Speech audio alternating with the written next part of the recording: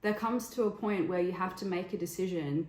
Do I stay in my career and the safety of that? Because it's all planned. I've worked really hard for it. I'm an expert in what I do. Or do I try this new thing, which I'm learning about, which entrepreneurship is just diving into the complete deep end. Like you don't know what the outcome could be.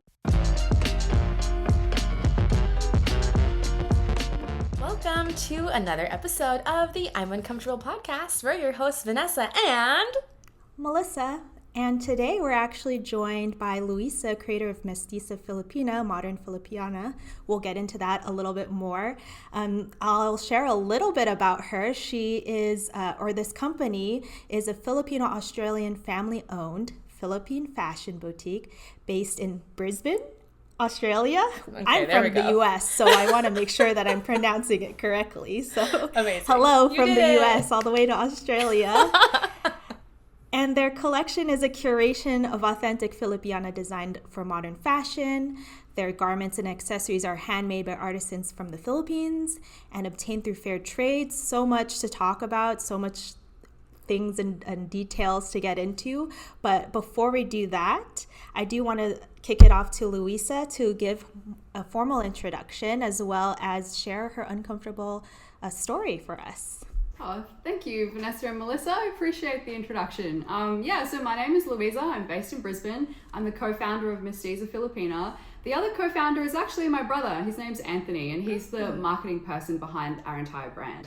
And it started with my mum, who is one of the most recognized Filipino cultural performers in Brisbane. She came to Australia in the 1990s, and she was one of the key people that brought Filipino culture to Queensland.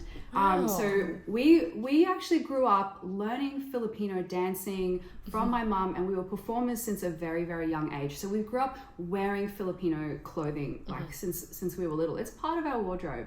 That's the background of how it started. But for 10 years, I was a scientist. I had a really fantastic career as a plant pathologist and a molecular biologist for the University of Queensland. Oh my gosh, state I'm government, obsessed. Yes. the federal government. I was really into my science. Yeah. I worked on avocado diseases. That was what I did my PhD on. Wow. And at the same time, I did so many other things on the side that I really enjoyed. So fashion is one of them. I love content creation. I MC shows.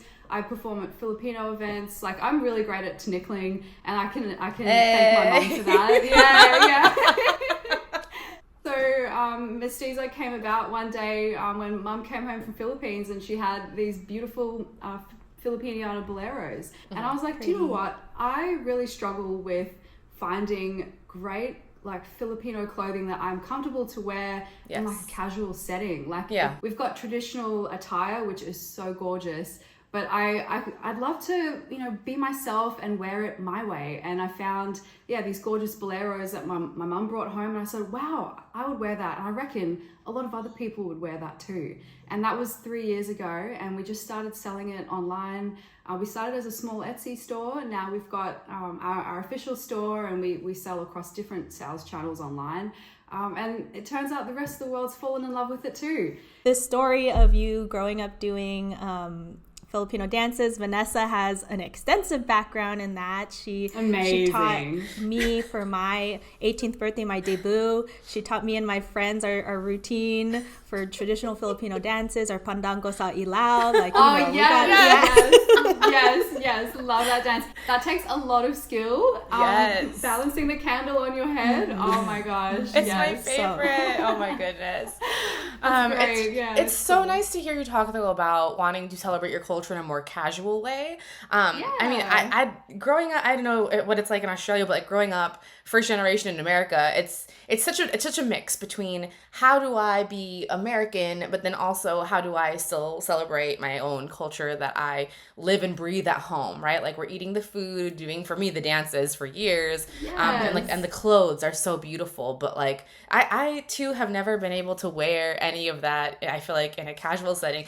But we'd love to hear just like, I know that you talked about like your mom, right? Like bringing home the clothes and you falling in love with it. But why did you feel such a pull to like celebrate your culture, our culture, in such a positive, like, casual way? Yeah, okay. So growing up, like it's difficult being a mixed race individual. So I'm Australian and Filipino, and I've often felt like I don't quite fit in either category. So sometimes when I go to Filipino events, despite, you know, doing the dance, wearing the clothing, I can't speak the language, unfortunately. I should have learned, and my mum tried to teach me, but it didn't stick. I was always we had Filipino lessons, for example. Like my mum was a teacher there, but because she was a teacher, I was like, I didn't pay attention. But I regret it. Yeah, I regret not learning, but I'm learning it now. But often, I would get people saying, "Oh, you're not quite Filipino enough," and that feels uncomfortable to hear, because I've always felt that I was Filipino. I've always felt connected to my culture. You know, I would do the amin, you know, when you see your elders. I practiced that all the way through high school. Whenever I see my mum, I would amin and give her a kiss on the cheek to greet her, and same with my relatives. But because I can't speak the language, I don't fully look the part. I can be white passing, but I also look, I've got like an Asian heritage looking on my face kind of thing. And a lot of comments people would make is, you don't quite look like this, or you're not quite this. Yeah, I feel like that is, whether you're mixed race or full Filipino, it's always that question you get from the auntie at the party that's like, do you speak Tagalog? Do you speak Ilocano? Or whatever it is. And they're like, oh no, sorry, auntie. My mom didn't teach me. At least you're learning it now, because for me, that same excuse, my parents, again, like Vanessa said, we're both first generation Filipino Americans. My parents came from the Philippines when they were just 11 years old. So they basically grew up here. All of their formative teenage years and preteen years all the way to adulthood were spent here in the US. And their logic was, you know, my kids are going to grow up here. They're not going to really need to know Tagalog. It's fine. But then, you know, you have that disconnect. At least for me, I personally feel that disconnect, not knowing the language. And even though I am fully ethnically Filipino, I still feel like I'm not Filipino enough, because it's just, there's always something, right? Like that if you can't speak the language is one thing, but there's always going to be something else that you're like, always something. Because ironically, I do speak. I'm not the best at it. I'm out of practice, but I speak and understand. But like, if I'm with Melissa, for example, right, like we go out together, she looks more Filipina than I do. So they might speak to her in Tagalog, for example. I was dating this guy who was Taiwanese, and he looked very Filipino. And they would literally speak to him in Tagalog, and then I would reply, and they'd be like, oh, you're Filipino? I was like, yeah, that's how I replied to you. But so I completely understand, like, the looking and the feeling. And so it's nice to see, like, I'm actually personally excited to get my order in, because it's nice that I'll have something that kind of signals to people who are Filipino that know, right? Like, and it's just a nice, like, shared bit of culture that I'm excited to get to wear. And the dresses are just so beautiful. That's right. How do you figure out your designs? Like, how do you put that together? Yeah, I have a genuine interest in fashion, and I love things that sparkle. And like the Brisbane Filipino community, we love to go all out with our clothes. Like, we'll go to events and people will just dress up in the most extravagant, glamorous evening dresses. And I thought, do you know what? I would love to wear that.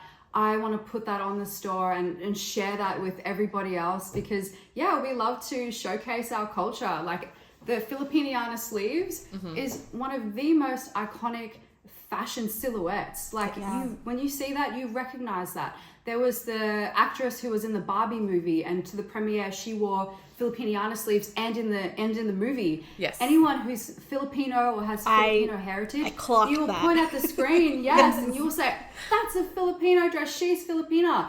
And it's great, and it feels good because you feel like you're part of that too. So as someone who doesn't quite look the part physically, when I wear Filipino clothes, everyone around me knows she's Pinay. She's got Filipino heritage. Yeah.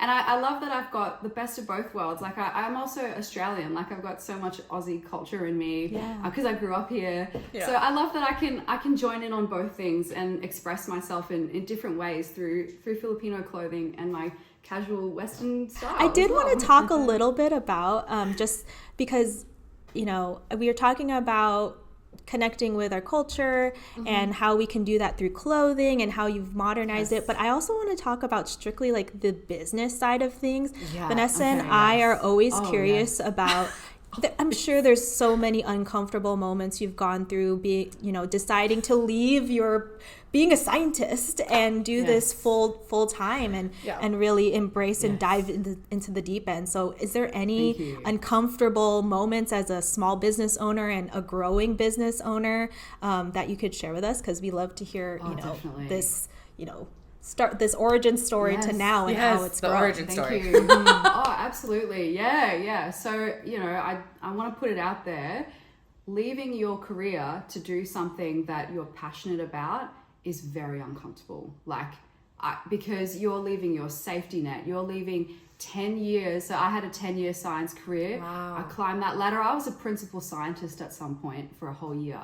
Wow. And I'm super proud of what I've achieved in my career at the time, and to leave all of that behind, the safety net of financial safety from the career you've built, from if your idea or the thing you're passionate about doesn't work out, you have to go back and start again potentially, and everybody else around you, like your cohort, has probably moved on forward. And you're going to have to play catch up. So there's always that risk when it comes to starting a business and taking that leap. And business success does not happen overnight. It's one of those things where you have to chip away at it bit by bit, every spare minute you have. Not everybody has the privilege to just drop everything and do what they want to do. So I didn't do that overnight. I had to work on Mestiza for 3 whole years in every spare minute that I had outside of my science career. And that job was full on. Like, it took up so much of my mental and physical energy to do my day job. And then to extend that energy mentally and physically for your side business. It is a lot. It's a lot. And to eventually you can't do both, because one gets really, really busy, and so does the other. And eventually Mestiza got to that point. So like at the start of this year, I'm really thankful and grateful. Our sales just started doing really, really well, to the point where we were packing orders every night, and I was getting really tired, working till midnight and then sleeping for a little bit and then going to my day job. Work. I just, you can't keep it up. So there comes to a point where you have to make a decision. Do I stay in my career and the safety of that? Because it's all planned. I've worked really hard for it. I'm an expert in what I do.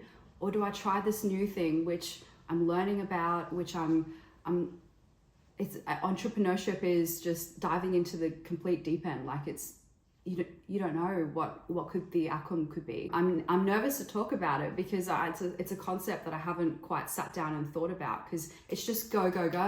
Yeah, like, you're not only leaving your safety net, you're betting on yourself and betting on this idea, and that's obviously scary. And at least I was thinking about, you mentioned earlier that your brother is your marketing team. Your mom was the one who started all of this. So I just wanted to know, how is it like, building this as like a family business? Yeah, it's great. So on top of my mum and my brother being part of it, my partner's also in the business too, and my dad sometimes helps out as well. He likes to give advice, which I appreciate. Dads always give advice. But yes, operating as a family, there's lots of benefits to it. Like, you can chat to each other freely. I don't know. I love my family so much that, like, I don't have any problems really. That's good. That's amazing. My brother is one of my best friends, and we've had businesses together in the past. So Mestiza was just a natural course of things. Like, when Mum came home that day with the bolero, me and Anthony just looked at each other and we were like, this would be great. There's people that don't really, they have, whether it's friends working together or family members working together, sometimes you can butt heads with people and it can be tough, but it's so good and lucky that you are able to work so well with your family members. I mean, I definitely understand, like, sometimes we do have, like, tense moments, especially when it gets really stressful. Like, I'll have a classic meltdown, like, you know, and my mum and dad will just pat me on the back and be like, look, it's okay. And like, yeah, my brother will be next to me and he's also like crying. But like, look, yeah, you know, like it happens, like all businesses, like family members, especially when you work together. Yeah, it'll just, sometimes it gets really hard, especially when things get very stressful. But you know, the love is there and I don't know, it works out, but it's also very challenging too. I know some people can't work with family members or friends, and because it can, when it gets really challenging and the business gets to a point where you got to make really critical decisions and one party is not on board with the other party and they've got different ideas of where things should go. That's where it gets really hard, and that can impact relationships. It's like absolutely. The foundation of your, you know, it either strengthens your relationship with them going through that, or it can go the other way. And I'm glad that it's working out for you and continuing to. Yeah. I mean, I think when you're working towards a common goal, it's a little easier to realign yourselves, right? I all the pieces that you have are just so gorgeous. And I would love, and I'm sure our listeners would also love to hear more about like where you get your materials from and like how they're sourced.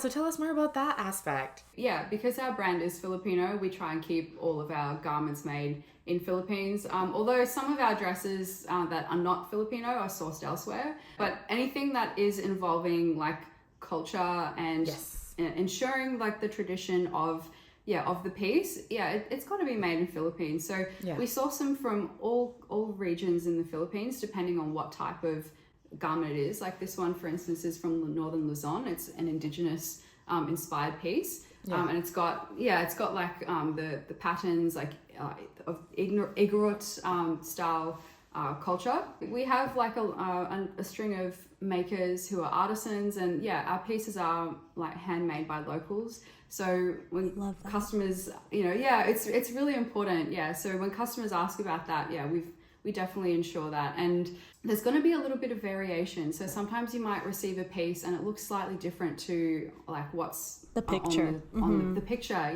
Like for example, like maybe the embroidery might be slightly different. It's because it's artisan made. Like they have their own creative way of doing things, and you can't mass manufacture everything, especially when it comes to culture. You gotta ensure do it that, right. That's right. And so sometimes there might be a bit of the like creative flair in it. So if you get a piece that it looks mostly like what we have, and we try to ensure it's all the same, but there might be like a little design that might differ slightly, and it's probably because that artisan has gone through and thought, oh, today I'd really like to make the flower pattern more like this. But for the vast majority of our stuff, what you see is what you get. Well, no, that's beautiful. And I think that's so important that they are handmade. And I think that's why I was so drawn to it too, because I think first of all, it's hard to find any casual-esque Filipino type and quality and that too, right? The quality, yes. And I know here when you go to like the markets that do have clothes from the Philippines, it's a little tricky because I was trying to buy one for like a cultural celebration at the school that I was working at, and it was like $200 and it was so simple to me. I was like, well, simple in the sense that it wasn't like a big piece, right? And I was like, oh my gosh. I don't know if I can shell out $200, and it's like something I'll only wear once. But the thing I love about the pieces on your page are that you show so many variety of ways to wear them. In a more casual setting. You have to tell us about. We were talking about it before you press record, but you turned around that like brat trend so quickly and it was so well done and so cute. Like, just tell us about how you like conceptualize like what pieces to partner with your items. Great question. So like for the listeners, I'm a millennial and I'm playing catch up here. I'm trying to learn what all the youth terms are, and I'm trying to use it in my own lingo. And Brat was a concept that came about in about early August, like Brat Summer. And I love Charlie XCX, so I've always been a Charlie fan. Like I listened to all her music before the Brat album. So I've always been a Brat girly, it turns out. And she started and like that Apple song came out, and I know on TikTok they have that dance. Apple song, that dance with the hands and the heart. And I was like, and like I know business owners, they have to like perform for the and adapt, and learn the TikTok dances. And I was like, okay, that apple dance on TikTok is going to blow up on Instagram in 2 weeks time. Yes. I better get some like Brat inspired clothing. And I know the Brat album's green and black, and so I thought, oh, okay, well, I've got plenty of beautiful black boleros that I could style in Brat. Yeah. And I guess like you just get a good feeling about what looks good. Like you have your own personal style, and then you just find pieces that you just try together. Like I have no secret to how I style my clothes. I just go with what I feel like. Yeah, if I'm like, oh yeah, I think that'll look cute, like this green skirt and that green crop top with the black on top, and then having black boots. Like, oh yeah, that'll look cute, and then you just try it on. And do you know what? It's not about how it looks, it's about how you feel. So when you feel really good in an outfit, your confidence just shines through. And that's why people think, wow, that looks great. And often I think it's not really the outfit per se, it's the energy that you give. Yeah, and clothing gives me like fabulous energy. Like when I put something on that I really like, wow, I feel great for the whole day. Yeah, and I was feeling Brat in August, and I was so excited to post that, and I wanted to be one of the first to post about it in the Filipino context. Yeah, and thank you. I'm glad you guys picked up on that. We sure did. I was like, Melissa, look. Yeah. I remember looking at or finding some of your pieces a couple years ago on Etsy, and I was like, wow, this is amazing. Like, and then I remember, I think I still have it like saved. I was like, I'm gonna go back to this. I do have that black one saved on my Etsy to buy that when the time is right. But I was thinking, that would be something that I would wear with like a gown that I would wear to a wedding, right? But I love the fact that you're taking it into the casual side of things, because I would never think to like throw on the bolero on my like tank jeans? top. Yeah. It looks great with jeans. Yeah. So like that, the idea of wearing it casually didn't come from me.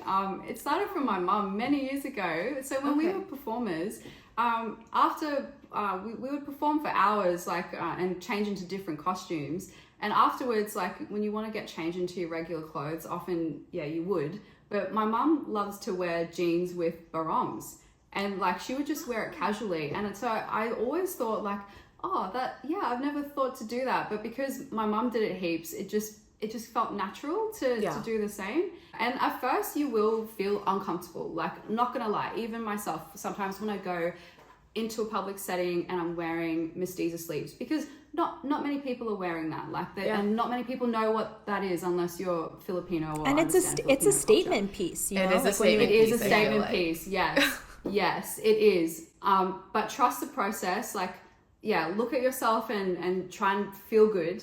And like, I know confidence doesn't come naturally. Fake it till you make it. That's how I do it.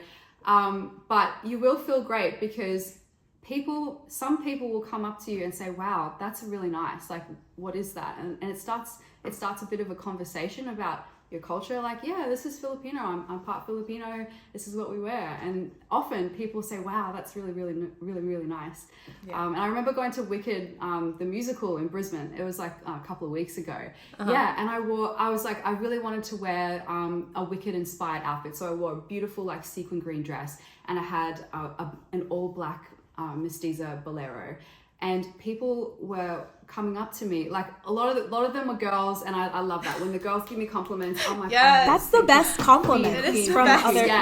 That is a real compliment. I don't need men to validate me. I just want the girls to say, Queen, pop off, you look great, and that will give me like, I feel so great for a whole month. I swear, one compliment from one of the girlies. That's who we're dressing for. That's who we're dressing for. Yes, exactly. Yeah. And so the more you try it, the more you wear it, the more comfortable you'll become, and like you feel more connected to your culture as well. So I'm like, I'm wearing this at this Broadway. There's a pride aspect. I feel proud. Yes, That's the crux of it. It's all about connecting with your culture in the way that is comfortable for you. So for me, it's fashion, and I understand for many people it also is too. That's beautiful. Did you get any weird comments or unkind words about the boleros, or whether it was like online or in person? Was it uncomfortable at all for people to see it? Oh my gosh, this is a fantastic question, actually. Okay. Yes. Okay. So, depending on the generation, right? Because Filipino culture, we're also quite conservative. You know, we've got that conservative religious background, and like many of the elders like hold that quite dearly. Yes. So sometimes, if you would have seen some of my outfits are quite cute and a bit racy. Yeah, there's a little black number that I love to wear. It's a bodysuit with a pair of trousers and a black bolero, and it's all black. And to me, it looks so sexy and like fun and like current. Yeah, but yeah, the elders often we'd get comments on Facebook sometimes, and it often sends them into a bit of a and say, I would not wear that. Yeah. Yeah, like, I was gonna say that's like okay. You guys are writing a fine line between, because it's embracing and trying to make this piece of clothing accessible to this current generation and a modern type of audience, as well as also embracing culture and the tradition of it being handmade and where it's made. And so I could see how that could be like that fine line of trying to honor both sides and making it accessible for this new generation, but at the same time honoring, you know, the tradition of these pieces of clothing, because there is so much history tied to all of the patterns, and like I'm sure it's just a lot of trying to tread that line. I think we're not going to please everybody. That's one of the things I've learned about being a business owner, is you're going to have people that love what you sell, and you're going to have people who don't like what you sell. The boleros that we have and the products that we have are gorgeous regardless of how you style it. So the way that I style it is based on my personal tastes, and my personal taste is not going to meet everybody's personal tastes, and that's okay. And that's an uncomfortable thing to grapple with. Like when people tell you, I wouldn't wear it like that. Like, and you know, it throws you a bit like, but you know, that's okay. Like you don't have to wear it like that. You can wear it the way you like it and what's comfortable for you. Yeah. At the end of the day, my mom likes my outfits, and like, that's all the approval I need. You just need approval from your mom and the girlies on the street that are complimenting you about your outfits. You know, that's thank you. That's it. And then, you know, your own looking at yourself in the mirror and loving what you see. I can't wait for mine to come in. I haven't told my mom about it yet because I know she's gonna see it and then she's gonna want one immediately. So I'm like, I haven't told her about it. Normally I'll tell her like, I bought something cute, but I haven't told her yet because I want her to see it in person, and then she's gonna be like, wait, get me one. She's gonna probably get another order from me once she wants exactly what I'm wearing. That's so awesome. Thank you. So I would be delighted to style you and your whole family. Like, always feel free to message me. I talk to hundreds of people online asking for fashion advice. Really? Like, and yes. So yeah, I get customers sending me photos of their wedding dress, their outfit for the event that they're going to. Yeah, and they're like, what would you recommend to go with this? Or should I wear this with that? And I'm like, I respond to every single message. Like, I love to help people feel good in what they wear. You're amazing. Yeah. Oh my goodness. Yeah, so I'll help you. I would be delighted. Oh, that's amazing. Well, where do you hope to take the business next? What are you kind of looking towards in the future? Okay, I'm glad you asked that question. So after I quit my job in science to do this full time, I applied for a Brisbane City Council scholarship to do fashion. Yeah, so I have a scholarship to become a fashion designer. And oh my gosh. Quietly in the background, I've been working on designs that we're going to release that are designed by me. Exclusive announcement right here. Thank you. Yeah, I'm just soft launching that. So next year, hopefully we'll have a collection that I've designed and worked on. I've got a fashion mentor. Her name is Kerry Zinnius, and she is a fantastic fashion mentor, and I see her every week and we work on designs together. Her expertise is in bridal and uniforms. Wow. But she can make anything, and so she's teaching me how to make patterns and sew. It's really hard. Like, it's just like starting all over again, career wise, like learning brand new skills. Being a fashion designer is a lot harder than many of us might think. Especially like sewing garments as well, and ensuring it fits many different body shapes. There's a lot of maths involved, which really? I had no idea. Yes, to make patterns. Yeah, it's actually quite difficult. I found that pretty challenging. But that's what I'm hoping for the future. So you'll get some designs designed by me, but made in Philippines. So we've got makers who'll put those beautiful pieces together. So that's something to look forward to. I do have one last question that I did want to ask you, because we like to wrap our episodes by talking about how we can be okay with whatever the topic we're talking about. And we did talk a lot about connecting with our culture, honoring both tradition and modern parts of our culture, kind of bridging those gaps. So what are some things, I know you probably touched upon it, but maybe you can go more into it a little bit, about some last pieces of advice for our audience members, maybe some fellow Filipino members of our community that are looking to connect or really embrace their culture. What advice would you give them, whether it's through fashion or elsewhere in your life, to do that, to express that? Oh, that's a really great question. There's so many ways you can connect with your culture, like through appreciating film, for instance. Like, they have Filipino movies that are playing locally. Attend those. We've got Filipino festivals that happen. I know there's heaps in America.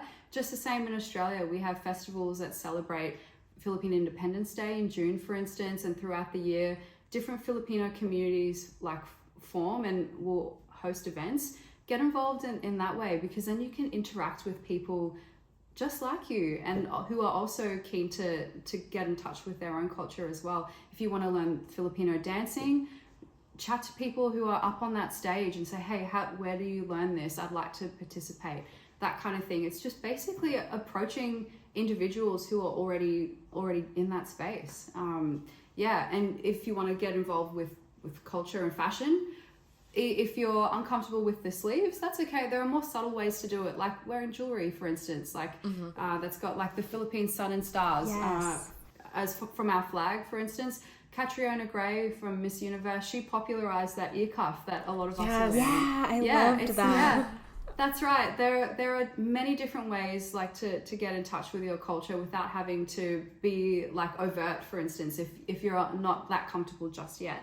And also learning the language. Like, there's so many like fantastic apps to learn languages. I'm currently learning Tagalog on Mango. Which if you're based in Australia, you can access that for free using your city council library card. I think I forgot to mention this at the start of our podcast, where we talk about what makes us uncomfortable. I've got two things. One's a recent one, and that might be like, something that might be close to home, and but also at the same time, it's up for debate whether that's really something I should be uncomfortable about. Okay. I don't know. The first one though is a bit more lighthearted, and it's basically like, when you interact with people that you meet hundreds of people in your year, whether that's online or like in person, and they learn your name and they get to know you, and you get to know them too, but you've forgotten their name, and you talk to them and you keep seeing them at like different events, and they're like, hey Louisa, how's it going? And you're like, hey, hi, hey friends, like, hey girl, like, and you want to say their name, but you've interacted with them so many times, and you're too awkward to like ask them like, hey, I'm so sorry, I've forgotten your name. It's the most uncomfortable feeling ever, but you kind of just have to. Yeah, or like them by their Instagram handle. Like, I know so many people by their Instagram handle, but like I don't know their name because I don't read their name. I read their Insta handle. And then you just refer to them. Yes, by their Instagram handle. When I first like soft launched me and my boyfriend Matt's relationship like 2 years ago, people would know him as his Instagram handle, like, oh, your boyfriend, is that Matt About Town? I'm like, yes, Matt About Town and I are dating. It's a strange world we live in. We know each other by our Instagram handles. or TikTok handles. Like, that is so funny. Media. No, but it's true. Yeah. The funny thing is, I always appreciate when someone else is like, I'm so sorry, could you remind me of your name? But I can't bring myself to do it. It's so uncomfortable. Yeah, and there is that point too. That point too that you're talking about where it's like, oh, I've already interacted with this person like 3 times and I haven't asked them what, or like I don't remember what their name is. I've definitely done that. The second thing, so this happened to me 2 days ago. Yeah, I know I'm like giggling and stuff, but this one makes me a little bit like proper uncomfortable. Like, so, as a woman, I have spent my whole life being like having to shrink myself to I'm also trying to like explain it in a way that's like, hang on, sorry, let me just start again. We'll have to cut this because I'm trying to like preface this worries, take your time. It's okay. Yeah, thank you. You don't have to be kind even, you can just go for it. We've been talking about this topic a lot recently, actually. All right. Okay. So I have a little bit of a chip on my shoulder based on the experiences I've had in my life on like male's entitlement to my space, my body, my time, my attention. I can't. Yeah. So, and this is something that many women have gone through life having to deal with on a daily basis that, and if we speak out about it, we get accosted for it, and that's an uncomfortable feeling. So we try and deflect, shrink ourselves, and make us, de-escalate the situation to prevent an unwanted negative interaction from men. Absolutely. Yes. Okay. Yes. So 2 days ago, I was on a lunch break. I was in the city, and I wanted to have my sushi at a food court, and it was a busy food court. Like all the chairs, all the tables are taken, but there was a row of tables. Where there's all the seats, like it's all in a line. Yes. And I made a conscious decision, like, okay, I don't want to disturb other people's time and space. They're all on lunch breaks too. I'm gonna take this free spot right in the middle here. There's no one on either side of me. There's no one in front of me. But there's like a gap in between each table, and so I could see everybody has taken like a gap part of the table, so that everyone has their own like space. Yeah. Yes. Yeah. And like, when you have your lunch, you kind of want to just relax. Like sometimes you might eat and stare in front, like in the space in front of you. And there was, after I sat down and had finally had my meal, there was a man that came, and he walked up. There was plenty of spaces on that table where there was enough gaps. There was enough gaps that he could have sat down in the gap. He sat right in front of me. And I just thought, and I looked at him, and then I looked at the space on either side, and I thought, I was like, really, man? Like, you could have sat here, you could have sat there, but you're sitting right in front of me on my lunch break. I don't know you. Now this is strange and awkward for me. Yeah. And I can't feel fully comfortable in my own space, because now my space went from being this much to being half that size. Right. And then on top of that, I have to eat my food, and I can't just like sit and relax and eat. Because you're so aware of this person. Because there's this person in front of me, and I don't want to look at him and like have conversation. Like the whole time, instead of just being able to relax and be myself, I was conscious about how I'm eating. I was thinking, please don't make small talk with me. Please don't make small talk with me. All those things that you think when you feel unsafe, you feel your space is invaded.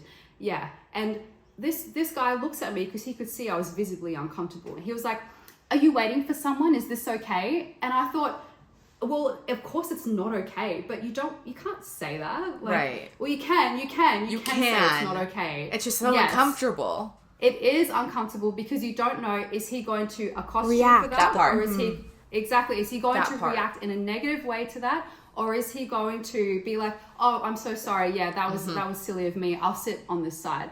Yeah, because a lot of men go through life not having to think about those things. No. But these are things that women have to go through and think about and be considerate of everybody else's space, everybody else's feelings, and we have to alter our behavior to accommodate for that. But are they accommodating for us? No. See, and I don't know that about that person, but a lot of the time, based on the personal experience I've had, it's been a negative reaction. So you de-escalate.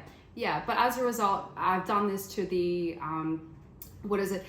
to the expense of my own comfort, which, yeah, it's unfortunate. It's disappointing. It is uncomfortable. We literally just this week released an episode called Am I Being Too Much? And in it, one of our friends who was in the studio talks about how when she's in her workplace, she might have a good idea or something, or a better way to do things, and she'll be silenced, especially by the men. Like if there's feedback for the man, it's a big deal. He takes it negatively. You have to shrink yourself down. But if he's giving feedback to her, even if he's being overly negative, harsh, critical, it's okay. She's just supposed to smile. Yeah, say supposed to thank take you. Yeah. Oh, yeah. No. Yeah. So, and I hate the idea that you have to base it off of your previous experience. Because, yeah, sure, that guy could be the exception in the experience that I think all three of us have probably had. But it's just not worth finding out. It's not worth... Right. Yeah. That's the key. It's not worth finding out. Yeah.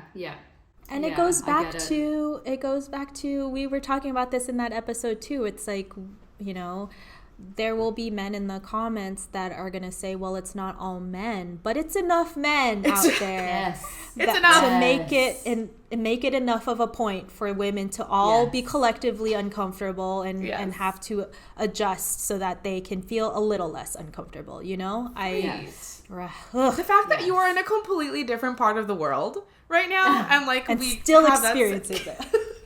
Yeah, absolutely. Yeah, it's a collective shared experience, no matter where you are in the world. Yeah. Many women will get that. Yes. Yeah. No, that is uncomfortable. Well, thank you for being vulnerable and sharing that with us, because that is a tricky one to navigate. Thank you. We don't love this for us. We don't love this for us, but you know, this is what me and Vanessa say all the time. It's like, of course, we don't love being uncomfortable, but that's the whole point of this podcast, is that we're talking about all of our uncomfortable moments to make it to be a little bit more, not necessarily okay with it, but know that there's at least a community of people out there that probably have that shared experience or something similar, so that you don't feel so alone in it, you know? So I'm so glad you shared that. Yeah, same. Thank you. Yeah, I really appreciate your podcast. I'm a fan, so I'm really, really happy that you are having these discussions, because they're important to have. They really are. Thank you so much, Louisa, for being vulnerable, sharing your story, sharing your uncomfortable moments with us. But before we wrap up, please let the audience know where they can reach you, connect with you, find your shop, and ask for all fashion of those advice. Things. Yes. Thank you. So you can find us on mestizafilipina.co. That's our official store, and it's also all of our social media handles as well. So if you're unsure, you can even just Google Mestiza Filipina and you'll find us one way or another, either on TikTok, Instagram, our official website. You can shop on our Etsy store as well, but our full range is actually on mestizafilipina.co, the official store. You can follow me personally as well. My Instagram handle is Dr. Louisa Parkinson. Love that. dr.louisa.parkinson. I will always be a scientist, even though I've left my career, and like, I've earned it. I did my PhD. I'm going to use that title. Right. And anyone who has done that, you should too. Yeah. It doesn't, just because you stop one thing doesn't mean you're not that anymore, because you still are, and you've done the work, so you deserve to use that. I just thought to put that out there, because so many of us, especially women, we shrink our achievements, and we shouldn't have to, to be more palatable to people. Mm-hmm. So if you've done the work and you are proud of what you do, you show it. You know what? That's important. Yeah. And we'll celebrate. And you can be both. Like, you could be a doctor and also a fashion designer, and also a fashion designer. All of those things. Yes. We love it. Yes. Thank you so much for reinforcing those positive messages to our audience. I know that a lot of our audience is female, but we do have male audience out there. So, note to them as well. Yeah. Well, thank you again so much, Louisa. Again, she mentioned all of her handles, but we'll also tag you and everything, so you can easily find all of their amazing work. And we are looking so forward to seeing how Mestiza Filipina grows, because we are obviously supporters of you all. And when this episode releases, I think we're already about to be in October, but here in America, it's going to be Filipino-American Heritage Month. So regardless if you're American or Australian, we wish you a happy Heritage Month from us to you all over the world. And Thank you again for being here, and thank you all for listening to another episode of the I'm Uncomfortable podcast. So be sure to follow us on Instagram at I'mUncomfortable.podcast. It's also the same thing on TikTok. We post extra clips there and funny clips there for you, so you make sure you follow us on TikTok as well. We're also on YouTube at I'm Uncomfortable Podcast, and we also have a Facebook group. So we release our episode. Yes, we release our episodes a whole one day early. Yeah, for our Facebook group, folks. So exclusive for you all. And lastly, of course, we are available wherever you get your podcasts. So Spotify, Apple Podcasts, Google, wherever, we are there. And we release new episodes every week. Give Louisa a follow, and we will see you next week. Thank you.